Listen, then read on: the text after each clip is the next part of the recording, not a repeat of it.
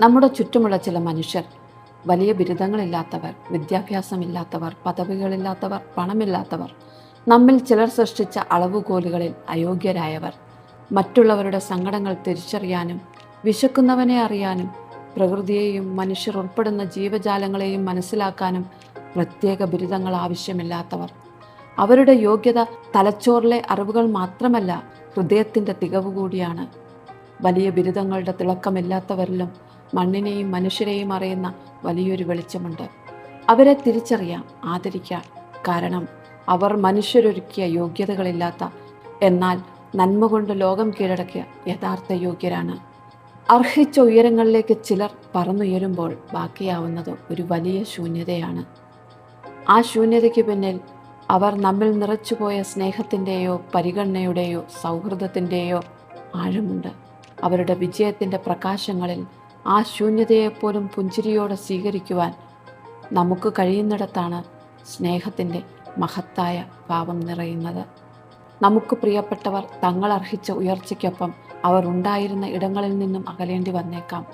ആ അകൽച്ച നൽകുന്ന വേദനയേക്കാൾ വലുതാണ് അവരുടെ നേട്ടത്തിൽ നമുക്കുണ്ടാകേണ്ട സന്തോഷം. അവർ നമുക്ക് എത്രത്തോളം പ്രിയപ്പെട്ടവരായിരുന്നു എന്നോർമ്മിപ്പിക്കുന്ന ആ ശൂന്യതയെ നമുക്ക് സ്നേഹത്തോടെ നെഞ്ചേറ്റാം. പുഞ്ചിരി വെറുമൊരു ഭാവമല്ല, പണം കൊടുത്താൽ വാങ്ങാൻ കിട്ടാത്ത, എന്നാൽ സൗജന്യമായി മറ്റൊരാൾക്ക് നൽകാൻ കഴിയുന്ന ഏറ്റവും മനോഹരമായ സമ്മാനമാണ് പുഞ്ചിരി. ഇന്നത്തെ ഓട്ടപ്പാച്ചിലുകൾക്കും ആശങ്കകൾക്കുമിടയിൽ നമുക്ക് നഷ്ടമായിക്കൊണ്ടിരിക്കുന്നത് ആ നിഷ്കളങ്കമായ പുഞ്ചിരിയാണ്. നമ്മുടെ ഒരു ചെറിയ പുഞ്ചിരി ജീവിതത്തിൽ പ്രതീക്ഷ നഷ്ടപ്പെട്ട് ജീവിക്കുന്ന ഒരാൾക്കൊരു പക്ഷേ വലിയൊരു ആശ്വാസവും പ്രകാശവുമായി മാറിയേക്കാം. അതുകൊണ്ട് ജീവിതത്തിൽ എന്തൊക്കെ പ്രതിസന്ധികൾ ഉണ്ടായാലും മനസ്സ് തുറന്നു ചിരിക്കാനും ആ സന്തോഷം മറ്റുള്ളവരിലേക്ക് പകർന്നു നൽകാനും നമുക്ക് സാധിക്കണം.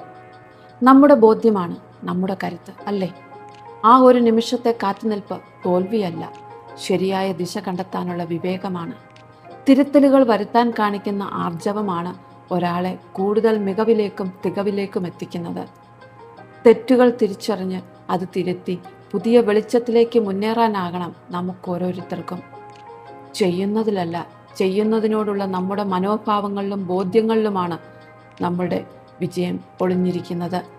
ശരിയെന്നുറപ്പുള്ളിടത്തോളം കാലം ആരും നമ്മുടെ വഴികളിൽ തടസ്സമാകില്ല.